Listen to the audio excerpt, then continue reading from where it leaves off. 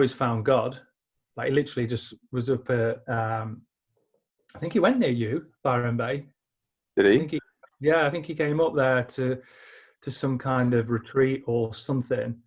Okay. He found God, and that's it. Like he's full on Christian, full on changed his life. Pretty frazzled. Like I spoke to him in May last year, and I didn't really know who he was. And we're doing this this expo. It's in the Gold Coast, and this guy came up to me. He was like looking at a pair of paddles. He was like, "Oh, are these going to make me swimming better?" I was like, "Well, depending on what you need them for, yeah." He was like, "How do you use them?" So I explained to him how I use them. So you think they're good for me then? And I was like, if you need them, yeah. So what did they do? Honestly, I was there for about 20 minutes. Saying things, I'll buy them. Bought them. And about 15 minutes later, his card was on the floor. Yeah. This dude's like walked off and left his card. Then he came back about an hour later and was like, "Did I leave my card here?" I was like, "Yeah, I did." Like, just, jeez, brain is cooked. Absolutely. But he did loads of podcasts, and I think he put them on his Instagram. Well worth a listen. I'll give them a little. Because the guy was just incredible. Thorpe's records just gone. 13, 14, probably not 15, because obviously Thorpe was world champion by then, but he was just smashing them as he was coming through, and then frazzled. Just frazzled. So, yeah, good one. It'd be interesting to listen to those. Yeah, and he's still swimming now. Yeah. What does he do? What distance? Like, similar to you, Ross, right? 200 freestyle. Yeah, 200 free. I think he went. I think he was on the Rio team. I think it was like 146. Oh, jeez. Yeah, well, it might have been 147, but he was. I think he took like, I don't know. You have to listen back, but he took like 6 years out or something stupid. Oh. And then he just kind of came back for 3 months and made, I think, the World Championship team. Or he was out for a couple of years, came back for 3 months, made the World Championship team. Like, he must be just super talented. So yeah. The real question is, how much did your paddles help him? You probably left him in his car. Along with his credit card. Yeah. So. Hey guys, welcome back to another dive-in episode. Today we're joined by two guests. We've got ex-British swimmer Ross Davenport. He's been a Commonwealth champion. He's been to the Olympics, the World Championships. He's done it all as a swimmer. He now works with Finis, which is how I've come to know him. And then we also have Karl Batorski, who's one of the guys I used to race with back in the day. He's emigrated to Australia, but was an East Region swimmer with me. Was pretty decent. So I think the last time I saw him race, set the East Region record in the 100 butterfly, breaking Adam Brown's record, if I'm not mistaken. And he still sometimes swims here and there. Didn't you, Karl? But today we're going to talk about doping a little bit. It's obviously a controversial topic and something that, we hear from time to time with people like Sun Yang. And it was something that me and Karl talk about quite regularly. And it was something that me and Ross were talking briefly about the other day and sort of come to this idea of doing a podcast on it. I think the first thing we sort of spoke about was sort of how we're quick to sort of judge certain athletes, whether or not they're guilty based on where they're from. And if they're from certain areas such as Russia or China, we're quick to point a finger and say they must be guilty of consuming the whatever performance enhancing drugs they took. And if they're from countries such as America or Australia, they're much more likely to get a sort of free pass or it overlooked. I guess the freest pass given is to the British athletes, I would say, and British swimmers and Americans and Australians. Anyone from South America or Eastern Europe, there's a definite stigma following, their achievements almost. I remember when Katinka was coming out and they were testing her, all sorts. And Shane Tusup, if you was reading him at the time, he was complaining at how much she was being tested because she was in the loo more than she was in the pool. So yeah, I do agree with that and that initial statement. I don't know what your thoughts are on that, Ross, having experienced a bit more. Yeah, no, I completely agree. But I think, you've got to take individual cases. So something like, like the Russian scandal, it was all drip thread through with the coaches and the federation. So, can you actually blame the athlete if the coach is handing over supplements for you to take, and as an athlete you have 100% trust in your coach and your federation? Do they know what they're taking, or is it just a case of you need to take this and we'll see you tomorrow at 7 a.m. and we'll do it all over again? One thing also I just wanted to mention is, you go back 20 years, 15, 20 years, and for a lot of nations, an Olympic gold medal in any sport is a way out of bettering a way out of the country, a way out of bettering your family or your region you're from or your community. Look at some of the African nations in long distance running, the Ethiopians or the Kenyans. They go to the Olympics and they win and they come back. Either it's a marathon or 1500 or whatever it is, 10K, and they're superstars, and they can give their family so much more because of that than they would have done beforehand. So I think, we're really quick to judge from where you come from, but I also think that it's easy just to label somebody a drug cheat and selfish and everything else under the sun. But sometimes I think you've got to look a little bit deeper and ask the question, why have they done that? If it's pure greed, look, let's be honest, it's not right, whichever way you do it.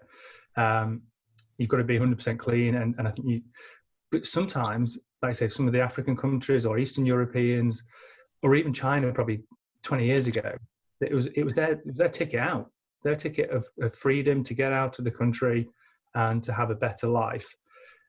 That then throws into a whole different dilemma of should you, shouldn't you? And I think we're easily swayed that you shouldn't do it because we come from the Western world, middle class families, and everything that we see, it's just pure greed. But when you're growing up with no electricity in a mud hut in the middle of Africa, and you can run, and you can take something that will give you an extra 2 or 3% to become an Olympic champion, and then you can provide your community with absolutely everything that they need. So it's interesting, and happy to debate it as we go along. Yeah, I totally agree. I don't consider judging someone's, let's say, character just because they've doped. I would never be like, he's this, he's that, just because we found out, or she's this, she's that, just because we found out they've doped. Because yes, you do have to look at it from a deeper perspective, where these people can get off of the shit heap, if you like, the mud hut, as you called it, and they do, and they're willing to sacrifice a bit more, I feel, than us, and they're willing to go that bit further. But yeah, I wouldn't judge the character, like you're saying, Ross. And no, you're right. Obviously it's not right, and we mustn't accept it, because otherwise, he'll just increase the use of it on a wider scale, I feel. I still think, individual case for sure. And if it's, someone from a sort of less fortunate background, that's one thing. But then when you take someone like Lance Armstrong, who's obviously the most sort of prolific case of doping, this guy was relentless with how he treated people, such as, news reporters who would accuse him of things. He was very, very offensive to people, all in the name of the facade that he was a clean athlete. And he was someone who didn't need to, in any real sense. He was obviously a good athlete before he started his sort of cheating. So I think in that case, we can say actually, like, he was very morally wrong in every case. Yeah, I agree. Yeah. And you read stories about how he's crushed people, he's sued people, and they've lost livelihoods out of just trying to be straight-laced, and this isn't right. Yes, he is doping, and he really went to town on a lot of these whistleblowers, and that is pure greed to look after yourself and look after your own image, and it doesn't matter who gets in the way, we're just going to crush you along the way because me and my sponsors are a lot bigger than a masseuse that knows everything. So yeah, no, I do agree. I think when it comes down to it, and especially the sport that we are all involved in swimming, if you think about how many people swim globally, and I don't think swimming really, you talk about track and field athletes and you look down the 100-meter, the running race, especially for men, and you go through the history of the last top 20 and they've all got or a lot of them have got question marks by them, or have failed tests. Swimming doesn't seem as dirty as other sports, but the amount of swimmers that there are in the world, there really is. It's numbers. At the end of the day, the more numbers you have, the more chance you're going to get people to dope. So I actually think it's rife in swimming. We're just starting to come to terms with it, and we're starting to unearth some of these cases as we go in further along the line. If you look back 18 months, there's so many more positive tests than there were in the last 6 years, and I think that's why people are starting now just to come to terms with it. But it's been happening for a long time. I definitely agree with that. There's a lot of clinical evidence behind the sort of the chemical side of things, which I've done a fair bit of studying and research on, and Sonny will sort of vouch for me in that regard, and that's what a few of my degrees are based around. And is it that the tests are catching up with the modern day performance enhancement that we see in our chemicals? Is it because maybe athletes are getting sloppy? Maybe they're getting too cocky lately. Seem to be a lot more careful back in the day, or there was less. There was a lot less understanding of it, even going up to the mid 2000s, in terms of chemical analysis. If you read a lot of the NCBI stuff, you'll find that actually the spectrometry has improved. The sensitive ratios with which they analyze people's urine has improved greatly in the last sort of, like you said, sort of 15 years. And we have caught a lot more, I would say, within our sport, and it is rife. I fully believe that. I think that as a swimmer, I would have to be naive if I said, yeah, it's totally clean, pool, we're the cleanest sport, yada, yada. Or maybe because we swim in a pool, we sweat it all out, and that's why we've got fewer positive tests. Simple things like that come in mind. Yeah. You go back to the early 2000s, and there's a lot of question marks over certain Italian athletes going to the Sydney, being part of a bigger plot. And moving forward, it's just, we're still having some athletes in Italy now having to clear their names 20 years later. So is that a case of where they've fallen foul of a few rules and, they've not really doped themselves, but there's still that rumours going around 20 years later? Or is it a nation that has a long history of performance enhancing drugs? Look at Germany back in the day. They seem to have kind of eradicated it from just the, without scratching too far under the surface. But again, all those tests going back 40, 50 years ago.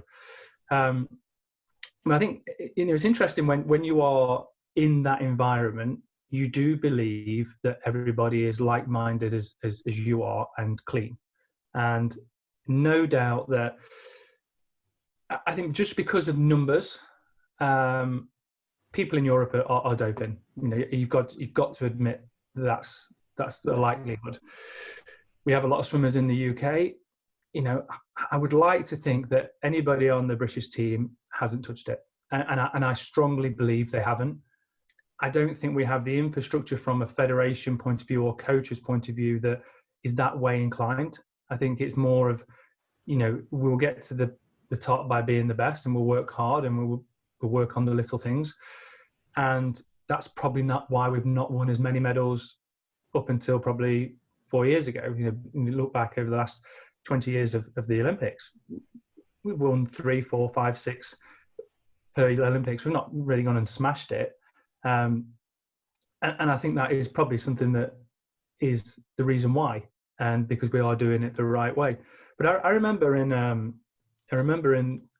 about 2011, and a bunch of young Russian boys came along in my event, 200 freestyle, and they were smashing it. And it wasn't just one; there was about 6.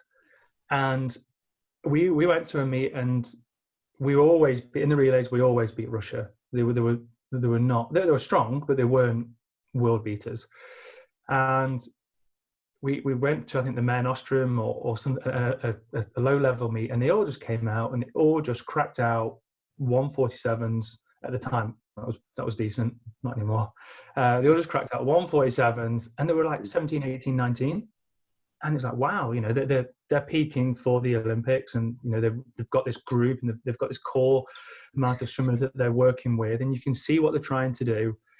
And over the next 2 years, they pushed the Americans extremely close on the 4x2 in Beijing. I think, and then in Rome they pushed them even closer. A couple of them won individual medals, and and they were young boys, stroke men. They were spotty at the time, and they came from nowhere. And then they almost quickly disappeared again within 2 or 3 years. And it was a case when you're in that environment, it was like, oh, these are good. You watch them swim, and everything was fine. They were just swimming quick. And then now that you hear everything that comes out of Russia and the whole state doping program, you look back and you think, how stupid were we to think that they were just better than us because they were better? Like, there's a whole program got in behind those swimmers that have come, and a lot of them have tested positive. So I'm not speaking out of turn. But they came, they got the medals, and then they went. And now the whole scandal with Russia over the last 10 years, it's like, well, of course they were involved in it. Do you, question to you, Ross, do you feel, obviously you feel cheated. I wouldn't, that's an obvious point. But do you feel now that, in hindsight, you were like, I was naive at the time? If I'd been given more insight, or at the time, did you, think to yourself, this isn't possible, and I don't believe it? Or did you fully agree that, no, at the time it wasn't even a thought, and you just continued training and doing what you were doing? There's definitely question marks over certain athletes, and they always come from certain regions. It just history kind of makes you think that way. But I think we were naive, and I've got to be honest. I think it's the best way to be, because as soon as you start thinking it's not a level playing field, that's when I think it's over, and that's where I think some individuals might go over to the other side and say, well, if it's not a level playing field, then what can we do to make it a level playing field? So I actually think the best way is just to be naive, and I think as a group of swimmers during that time, we were very naive. That we trusted the system. We knew what we had to do on the UK anti-doping site. We had to put an hour every single day, including Christmas Day. We had to update everything that we did. And if you missed a test, it was like the end of the earth. And I was fortunate that I never missed a test. But I also know that I probably missed out on taking legal substance or supplements that would have helped me, because I was so afraid of what was put in my body. And you do have to have that mindset that and I know it's a tagline for UK Anti-Doping, it's 100% me, and it is, whatever you put in your mouth is your responsibility. It comes down to, I remember having the flu one Christmas and just being completely out of it. And the only thing I took was an ibuprofen and paracetamol, because I wasn't in the right frame of mind to even look at a flu remedy or cold remedy, but it just wasn't worth it. I'd rather wait an extra 2 or 3 days to get back in the pool than to have a bounce and then come back a day earlier and end up finding that you've taken something that you completely innocently took. So it was more of a case of just when you're in that environment, you take nothing, but there's certain things that you're allowed to take that we didn't take that could have helped naturally aid recovery.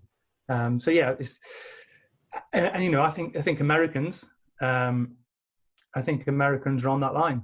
I think they have invested in it. They do everything legally, but I think they are taking supplements that they can do and investing in it that they can do to make sure that they recover the most natural and legal way. And I do think that does have an advantage over a lot of other nations. There's something in British swimming. The sports nutritionist wasn't allowed to recommend to us to take certain supplements. So they probably had a bit more information of what you could take, but they weren't allowed to give you that information. So you had to do a lot of the research yourself. Whereas I think in America, they're a lot more, right, these are the things you can take, these are the things you can't take. You don't touch that, you can take these straight after training and you'll recover. Or vitamin D if you're training indoors for extra vitamin from the sunlight, things like that.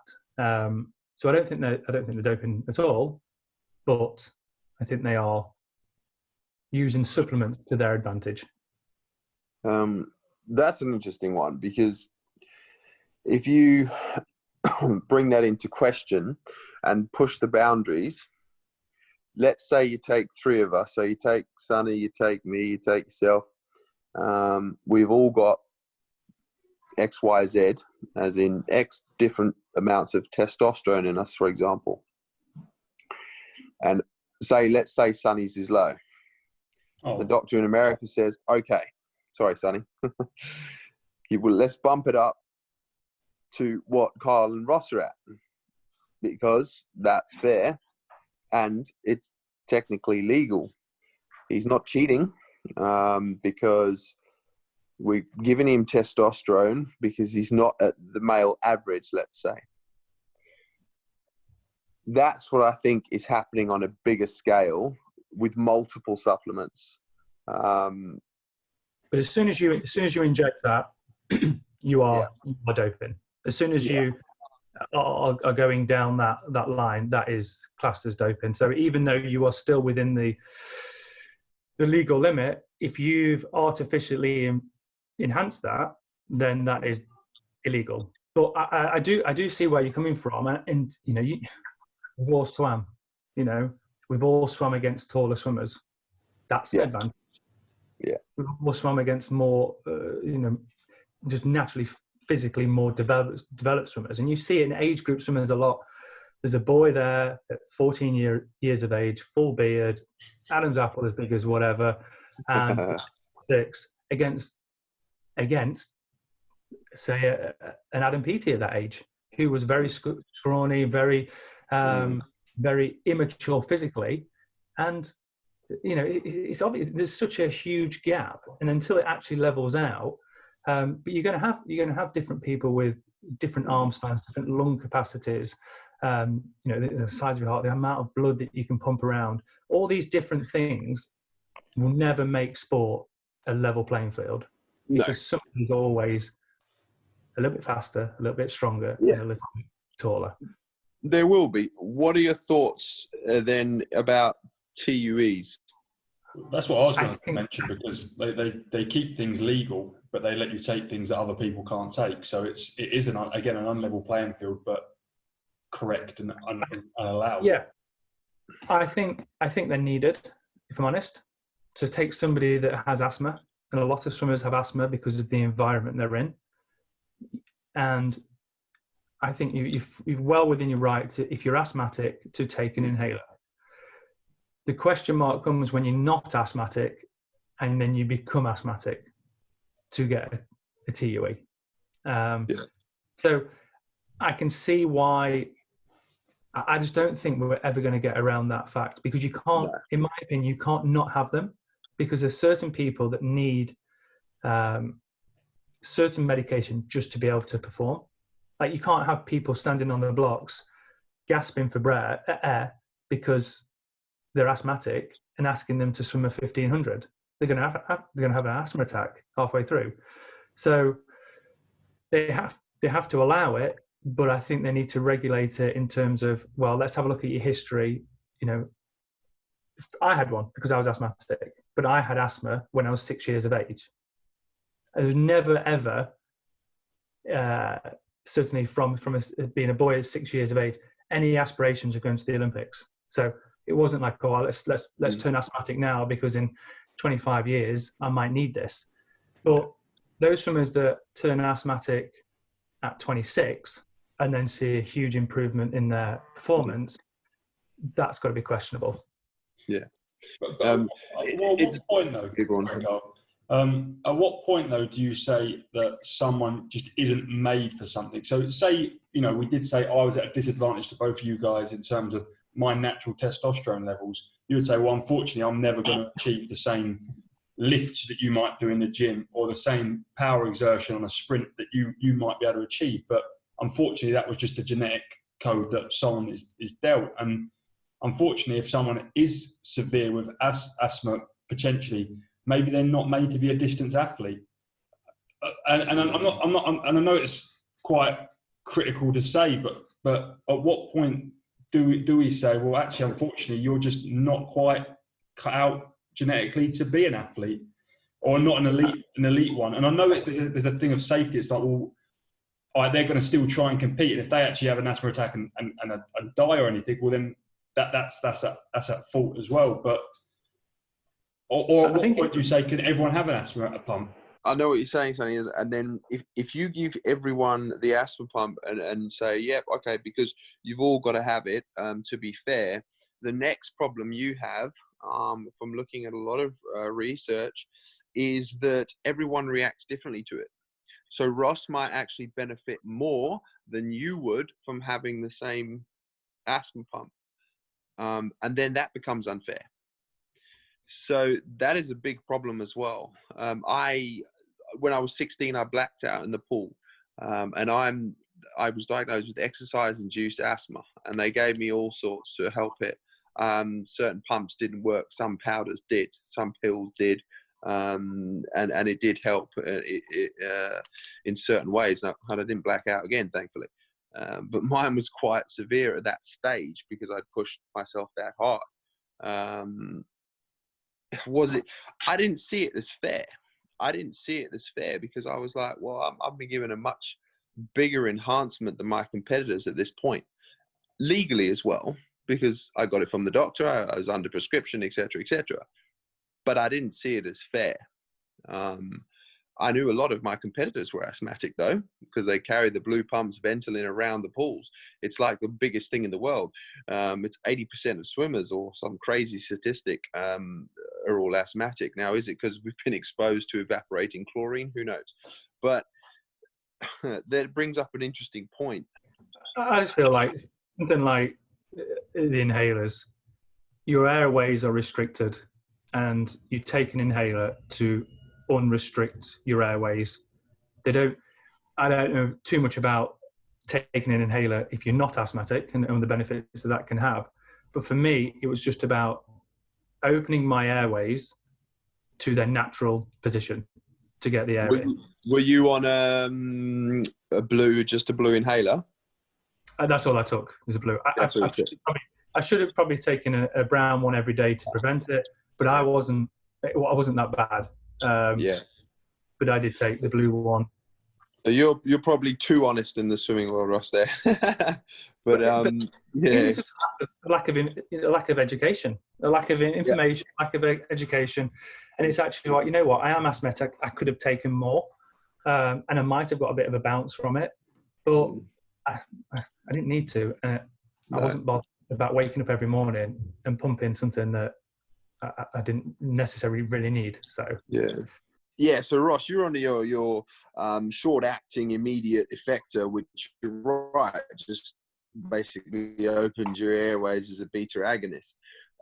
As soon as you jump into your browns and your mauves and your pills and your powders, you're on a long-preventing steroid, which even if someone does not have asthma, is going to enhance performance to a certain level. You know, can you quantify that? I don't know.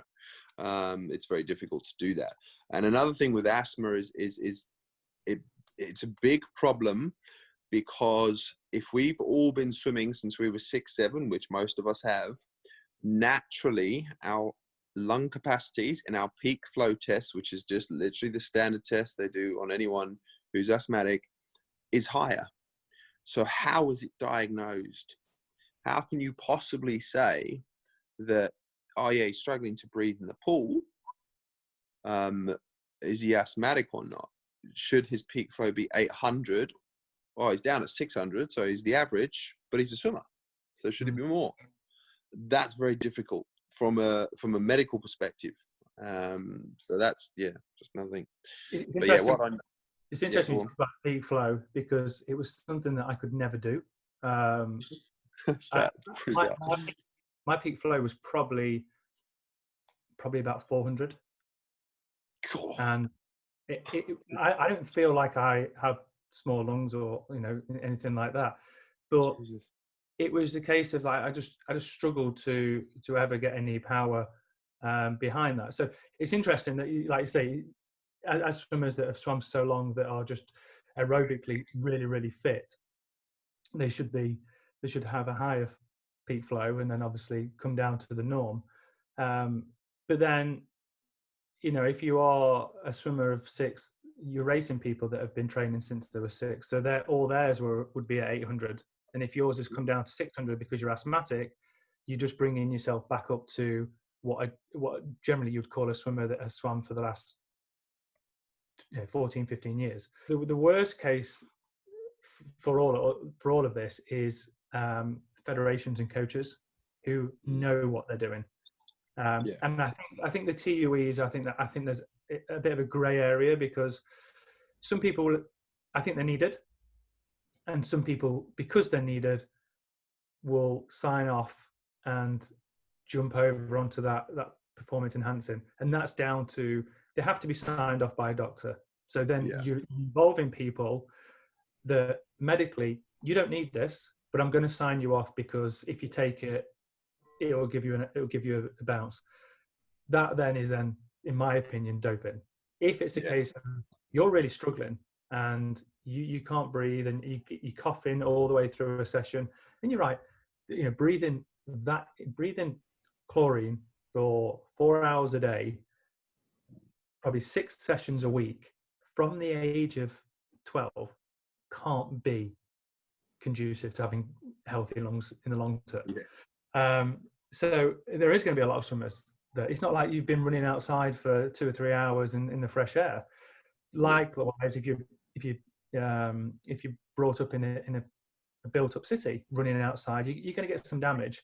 So I think it's that crossover to when you involve other people start lying, then it's not ethical. Even though you've got your TUE and you're asthmatic, that doctor has signed you off knowing that you don't really need it. And I think that's where the biggest issue is, that I know that if my coach had said, I mean, this never happened in British swimming because it was not allowed, but I've been doing this research, we've got this drink, take it. You're like, well, I'm not so sure about this. Then the performance director comes along, it's great, it's fine, we've tested it. You're like, okay, I have full trust. And as swimmers and as athletes, you trust your coach because you turn up every single session and you do what you're told.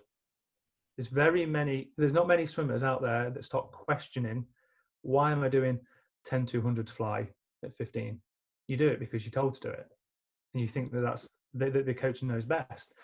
So, like in regions and in federations, say like Russia, where they said, right, take this and come back tomorrow. Okay. They have no idea what they're taking. No idea. So is it the athlete's fault because they're the ones that get labeled as drug cheat, or is it the whole state that's doing something wrong? In my opinion, it's a bit of both, because you should take a little bit of ownership of what you put in your body. And certainly if you get done twice, that's it. There's a question mark. If you do it once and you say you didn't do it, there's a question mark. Didn't you? And then you come into the whole, well, you're Chinese or you're Russian or you're Eastern European or, different sports then, or, it's British. No, he probably didn't mean to do it. So, and which isn't right, but that plays into it. 2 times, you're an idiot. Well, what do we think in terms of coaches who have had multiple athletes test positive for substances over the years? Like, is that coincidence, or is there a pattern there? Because someone like Dave Salo, and as a coach, I think all of Dave Salo's sort of philosophies on coaching are amazing. Like, I think I'm a big fan of everything he has to say, and he sort of was the godfather of race-paced training as we know it today. But he's had a lot of athletes from sprint breaststrokers to open water swimmers test positive over the years. And funnily, I think there was an interview with Vlad Morozov who has trained with him over the years. And he says, like, Dave gives us no supplements. He won't even let me take creatine. He won't even let me take this. So his athletes have outspoken that he doesn't let them take anything. Yet they've had so many athletes. I think it must be 4 or 5 in a 10-year, 12-year period that have tested positive for a performance-enhancing drug. I think you need to look at then, it's a huge coincidence that that's happened. But are they part of a bigger university campus with strength and conditioning coaches, nutritionists? The coach gets labelled with the squad, and it's that person is the figurehead of that squad. He might say, no, don't take anything. Don't take anything. But there might be somebody else in the wings saying, oh, well, let's, we can take these certain things and it'll help you in the gym. Yeah. Take Dave Taylor. He probably hasn't a clue what's happening, because I think the good coaches don't get involved with expertise of other areas. So they don't start meddling in nutrition. They don't start getting involved in strength and conditioning. That's your expertise. Do the best that you can with the athlete for their discipline and for their distance. I'm going to coach them in the pool as individuals because they do different events. And from a nutritional point of view, the sprinters are going to need, less than probably a 1500 swimmer that's doing 10K a session, and the sprinters are doing 4K. So I think there's more to it than just, label the coach because it's his squad. Is the same one strength and conditioning coach there, or the nutritionist, or is it something that if they're all eating at the same canteen, there's different things I think you need to take into consideration than just labeling the coach. But if it's a federation, then, and they're all training at the same place, then there's something very fishy going on. Yeah, that makes a lot of sense to me. And that wasn't a shot. Sorry, Dave Salo was just a scapegoat for an example. But it makes complete sense. And it is easy to label to sort of target a coach. As well, you're right, Ross. You have to look at like the systemic setup of what's endorsed behind these athletes. To a certain point, yes, you can say that, like, if you look at a 15-year-old girl, for example, and there was a case, I forget her surname, Katie, she was an American swimmer who tested positive for one of the strongest anabolics that you can get. Now, would a 15-year-old know what an anabolic is?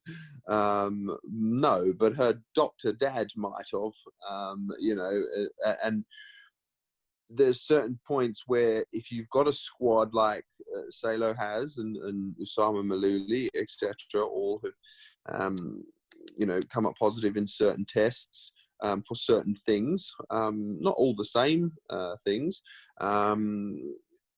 they have to accept a bit of responsibility as well, because they're not stupid. If you're seeing a doctor every month and he's giving you an IV of, supplements, you're going to put two and two together as an athlete. And you said it yourself, you were quite conscious of what you took. You were scared to take any cold flu tablets because full well it's got ephedrine in it, and full well that's going to get picked up on a test, 3 days even from when you last taken it. So you're stuck with your ibuprofen and your paracetamol and you're in safe grounds. So yeah, there's a bit of both, and no, it's not a scapegoat to say, Dave, there's a lot of coaches and a lot of systems where there's been a lot of positive tests. The Hungarians have had loads, but we forget about the Hungarian coaches. They seem to disappear. We seem to focus on the swimmers more than the coaches, I guess. But now, since Russia and Icarus and all that Netflix stuff has come out, obviously it's popular. People have suddenly dinged a light and realized that, hey, this is not the swimmer just doing everything in behind the dark, but the people behind them as well. So now you've got an even bigger problem, in my opinion, at least. Yeah, I think you raise a good point in terms of, and I think generally speaking, swimmers, athletes, all of them, we haven't a clue.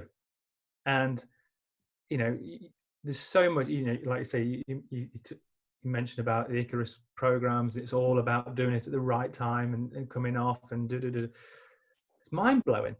You've got to know what you're talking about to even think about where do you start. You don't just nip down and take flu remedy for 6 months and hope that will help.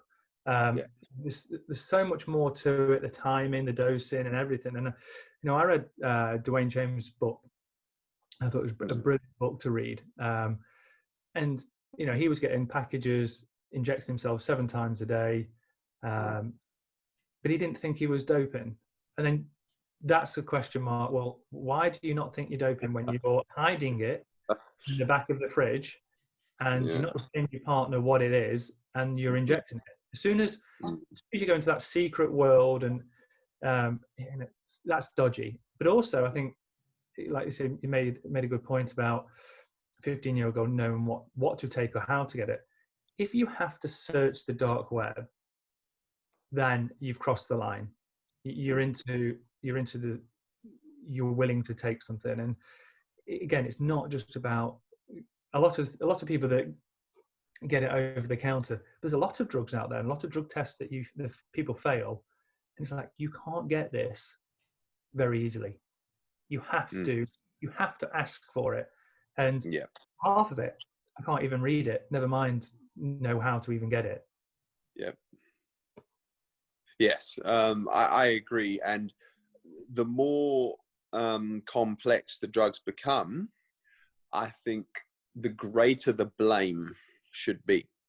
I'm saying they should have a category of a system which the more complex it is. So if you get caught for blood doping, for example, that's a big no-no. That's an instant lifetime ban, because that means you've got someone doing it. That means you've got a doctor behind you, because I highly doubt that a single individual will be capable of being able to monitor themselves, correctly take the right amount of whatever they need, compared to someone like yourself who takes a flu tablet and gets busted for ephedrine. Oh, he's on a stimulant. That's minor to me. The bigger offences should be dealt with more severely. So things, in my opinion, like SARMs, there seem to be, SARMs in Australia, guys, was legal. Selective androgenic receptor modulators, what Shayna tested positive for, was legal in Australia. So it was legal in Australia, not to athletes. For athletes, it was you should be aware of it. you know, because you know that it's on the list and it's prohibited. But it was readily available, and they were selling it in high street stores. Now that's, you know, it's different. It's different to having a list of 15 TUEs. You know, if you open that door, it's a big list. Personally, I think they should regulate the amount of TUEs an athlete has, because if you're going past 10, should you even, I'm going back to Sonny's point, you shouldn't be an athlete, dude. You know, if you've got to take 10 medical ailments, can you walk up the stairs, dude? Like, you know, where does it stop? I'm a bit, I'm highly suspect of someone who's got more than 5 as an elite athlete at an Olympic level. I really am, because why are you needing 5, you know, therapeutic use exemptions? I'll give you an example. I messaged 2016 right before my trials. I was super nervous because I was given a different type of pump that was prescribed by a different doctor. And I messaged the British doping coordinator, and she messaged back saying, "Don't worry, you won't be tested." Now, I was going into competition at 2016, so 4 years ago, and she said to me, "Don't worry, you won't be tested." Now, that raised a big flag for me, because I was concerned about it, but the doping coordinator for British swimming was not. Big no-no. I was expecting, right, you need this, you need to fill out this form, you need to do this, you need to. Don't worry, you won't be tested. In a roundabout way, obviously it wasn't said in such a, you know, black and white manner, but that was basically the email response at that time, which is pretty frightening, even for a British swimmer. Yeah, and I think there is a lot of worry with swimmers, and it's almost, it comes back to that point. Just don't take anything. I know you're saying something different because you had to change and it was prescribed by somebody else, but it is worrying. And you know, I remember being drug tested and writing everything I'd taken. I think it was in the last 7 days or something like that. Just listing absolutely everything, every recovery shake, or just absolutely paracetamol, ibuprofen. They were first on my list, even if I hadn't even taken them within 7 days. I was like, I'm just sticking them down. And yeah, it is worrying, and it worries me that you could walk into a high street store and you buy some pure protein. That's fine. Yeah. But that protein is being manufactured in a lab where they've also had bodybuilding supplements being made, and they've not wiped it down properly, or some of it is just transferred over and in some of the. That is also a worry, and that was my biggest worry, that you're in somebody else's hands, that they did everything correctly. And you know, I used to take SIS supplements, and they always put on their packaging, it's batch tested, it's 100% guaranteed not to be contaminated with anything. We don't, in our factories, we don't have any illegal substance, so it puts your mind at ease. But there's still in that back of your mind, you know, have they changed factories? Have they done this? Have they done that? And it is worrying, and it shouldn't be that way when you're trying to do things properly, and you've got other people out there that are full blown injecting, doing absolutely everything they can to get an advantage. And unfortunately, it's the people that aren't doping or don't want to dope. A lot of the times, they're the ones that get caught through a mistake, not necessarily by them, but a mistake by somebody else. But you have to take the approach that I put it into my body. So it's there. It's right there. It's black and white. A/B samples have been done. I can't argue with it. Like, it's in my system, and I've put it there, but I've no idea how it got there. And every athlete that fails the drug test, I did not knowingly dope. Yeah, but you're going to say that anyway, aren't that's the same as, did you kill someone? No, I didn't kill anyone. Like, that's a knee-jerk reaction to anything you're tested guilty for, you will try and fight it. If you wasn't guilty, you want to fight it anyway because you're selling that line. That's your choice. And if you are innocent, you're going to do exactly the same. And unfortunately, that makes it hard. I do think innocent people do fail drug tests, and it's hard to say, but there is also a lot of drug cheats out there that don't get caught. Yeah. More, I would say more. Oh, absolutely. Yeah. And it's a shame because you hang them out to dry, and if they do come back, any performance that they do in the future is just but drug cheat. And there's no smoke without fire, and it's just difficult because I do think there are some people out there that have fallen foul of something that they don't necessarily know of. But then when you come into, like you say, with Dwayne Chambers injecting himself, he came out of the line. I didn't knowingly. Yeah, no one actually physically said you are cheating. This will give you an advantage if you do this. Just make sure that you fill up your voicemail so no drug tests can come close to you, and then we'll come off it, and then you can do a drug test. So at no one point did someone say you're about to cheat. And in his mind, he thought that was okay because no one actually told him what he was going to do, even though you've got to have that responsibility to know that this ain't right. I don't think it would ever be presented to someone like that. And it's interesting you bring up his book. I've read the book, and I'm assuming you've seen the page of the list of supplements which he was doing, and he ended up in his bathroom. I quite vividly remember that description of him in having terrible stomach cramps and whatnot and whatever. But another book to definitely get your hands on is The Secret Race by Tyler Hamilton. I don't know if you know Tyler Hamilton. So he was with Lance Armstrong on US Postal. And it's a brilliant book. Once you pick it up, you won't put it down. And he basically just comes clean in that whole book. He talks about, the psyche behind winning and stuff like that. And even these guys, even on Lance Armstrong's thing, because I go back to Lance Armstrong, as Sonny mentioned him earlier, they were never told you're cheating. No one ever said that. And this code of silence, I feel, is ubiquitous, is the same throughout sport. No one ever says you're cheating, People will say, oh, that person did what they had to do to win. And that's where I feel where Lance Armstrong's monster actually developed. In some ways, and I got respect for the guy because he took on a system where, yes, he was good, you're right, but they were getting hammered without gear. They were coming past 90.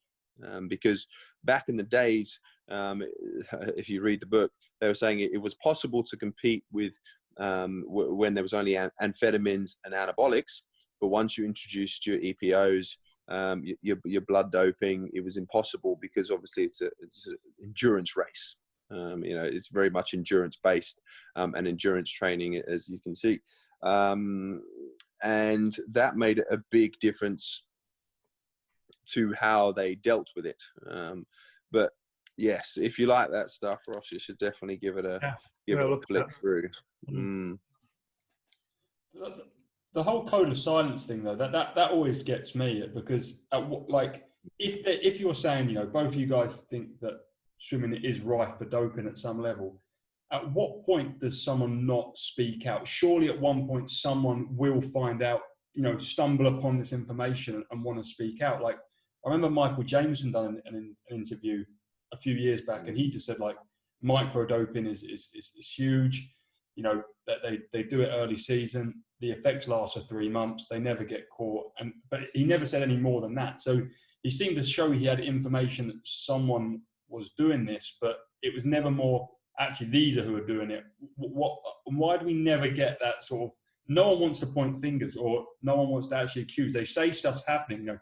How many top athletes have come out over the years, Michael Phelps and stuff, and said, yeah, we suffer with doping in the sport. Adam Peaty said it more recently. We want to fight it, but no one actually has any real, point fingers to point or extra information. Yeah. And I mean, I'm never going to have it because I'm not in that level or in that realm of swimming. But surely you sort of see things, you know, at international meets or at training camps, and they raise flags. And maybe, like you said, you don't believe any of the British swimmers are doing it. And to be honest, I don't think any British swimmer, as far as I can remember, has ever failed a drugs test anyway. But you know, you'd probably see it if one of your teammates was doing anything. You'd surely see red flags. But yeah, I think you would. I don't think at the international meets you see anything because it's pointless. You know, like you say, it's early season. If we came in as a training group, and somebody was, you know, we shared a room. So say there's 20 swimmers, 10 rooms. You would probably notice something that somebody's going out and somebody's doing something. And certainly if it was something that they were doing, you know, subscribing themselves, then yes, you would see that. But I think a lot of the time there's a figurehead in the group of these smaller swim squads, and other international athletes probably don't see them because they're not there. And like I said with the Russians, where it's just like you all just drink this recovery drink. By the time you finish in the showers, pass your drinks bottles back. And, you know, they do this kind of things in the US colleges where your towels are all laid out. Go and pick your towel up and you put them back in the bin. So it's not unheard of for somebody to have your towels laid out, to have your drinks bottles laid out with your name on it. That you see it in football all the time. You know, they're carrying around the drink. It's got different names on. They drink it, and they've not put their own water in there or the Lucozade or whatever. You know, and I think that's, as I said earlier, that's the worrying fact that somebody behind the scenes could have been monitoring all that and putting whatever they need to, and the athletes it's just norm. Again, it never happened in Britain because we never had our towels put out for us. We never had the drinks or recovery or anything like that. It was just, you know, damn it, get here at this time and get in, and you know, we're going to smash it for the next 2.5 hours. But there is places that look after their athletes overlook after their athletes, and that's when I think things can creep in. I'd like to tackle that point you made, Sonny, a bit more head on in terms of the code of silence. I feel is throughout because people want to see a Michael Phelps. People want to see the records broke, and people want to see magic. And I feel that fed through our system, we all do. We all go to meets, we're like, oh man, that guy is smashing it, dude. That's awesome. And to maintain this high level, to keep pushing humanity up and up and up, we're not evolving that quick, but somehow our times are getting rapid, more and more, you know, quicker and quicker and quicker. You don't have 10-foot blokes racing you. They're still 6 foot, you know? And that problem is within the media. And I feel that, you know, if you go back to, like you said about Jameson, and I can tell you who I know he's talking about. He's talking about his competitors. He's talking about Gallardo, because Gallardo was caught at 15 with 4 different types of testosterone that everyone forgot when he won the gold in 2012 and 200 meters breaststroke. Was he doping then? Well, obviously not, because he was tested at that point and he came up clean. And he will have that mark against his name. And I think I read that Jameson passed out and was having heart issues at some point because he was obviously pushing himself so hard to try and keep up with all his competitors. And that was kind of sad. That was kind of sad. I think it broke him a little bit reading, you know, some reports that he put in. I think it was Sunday. Was it The Guardian or something, Sonny? I don't remember off the top of my head, to be honest. I just remember reading the article. But I think that you touch on a point there where people want to see magic. Yeah, they do. You know, and we all watch live sport or you know, go to events to see magic happen. But no competitor wants to see magic happen under a cloud. So just say you've got some dirt on somebody that goes and beats you.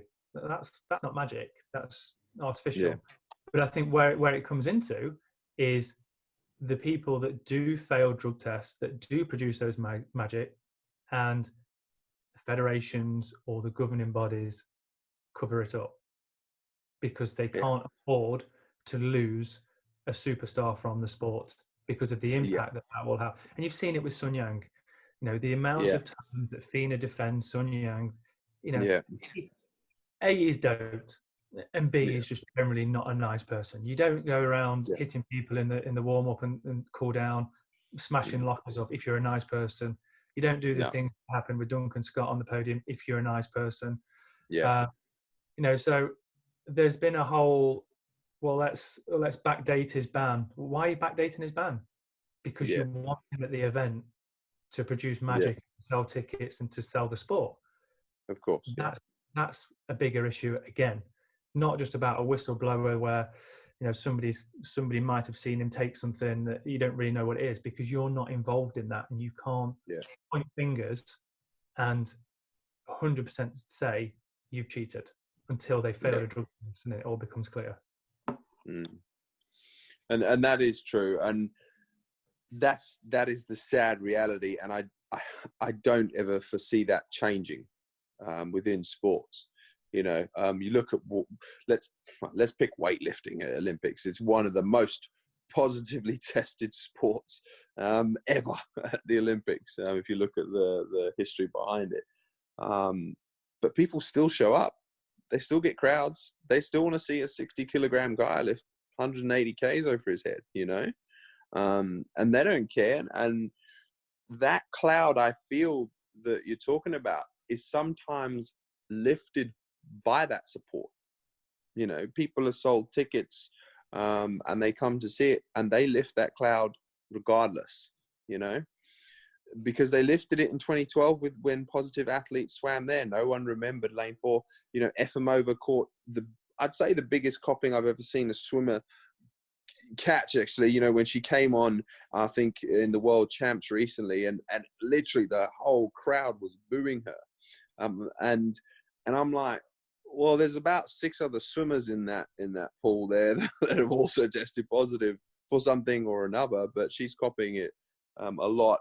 Yes, she has tested positive twice to you know, quite strong things, but she still copped it a lot worse. And I feel that it's the stigma of her being Russian, unfortunately, in that instance, more to do with the fact that, you know, everyone cheered Lily King when she beat her from America because, hey, yeah, America beats Russia. It's all good again. Everything's going in the flow of you know, almost capitalism against communism in a kind of a crude sense. And that is a shame. And that part of it is a shame. There's talks about, obviously, you know, athletes standing down from the blocks when the whistle goes. That's never going to happen because the race has to go ahead, and if the swimmer is allowed to walk up to the blocks and stand on the blocks, the race will happen. And if you stand down, and again, it comes back to that point, sport changes lives. And if that's your one shot at changing your life, your family's life, you know, your community's life, you're not going to stand down, even though you're the cleanest athlete in the world, just because, you know, the race is going to go, and the race has to go at a certain time because there's TV, there's other things going on that race will start when it starts. And that's a shame because I think, you know, athletes will have that power to stand down and to run the race without those drug cheats would be so powerful. But there's so much at stake. That, you know, that swimmer in lane 5 going up against that swimmer in lane 4 that's a drug cheat has been training all their life for that moment. It's a final, world final, whatever it is. And it comes down to a little bit like, well, I'm going to try and beat you through pure skill, effort, gut, glory, all of these different things. You might have cheated, but I'm going to see if I can do it clean. So yeah, that's a shame that wouldn't happen, because I think that's the most powerful way of doing it. But I think the ISL have done things really well. That, you know, no, you're not being party of this this movement that we're coming up with. And yeah, there's really, really nice financial rewards for swimmers that swim in the ISL, and you're not going to get part of that because you've stole a living for the last however long because you've cheated. And I think it's a really positive moment forward, because all the swimmers now will want to be a part of the ISL. Awesome. I reckon we've got 4 minutes left of this. I think that's a good place to stop, actually. So thanks ever so much, Ross and Karl, for coming on and chatting over that. Hopefully you enjoy listening to us talk about the topic, and maybe let us know your sort of thoughts in the comments if you have any. Yeah, thanks ever so much for watching. Cheers, guys.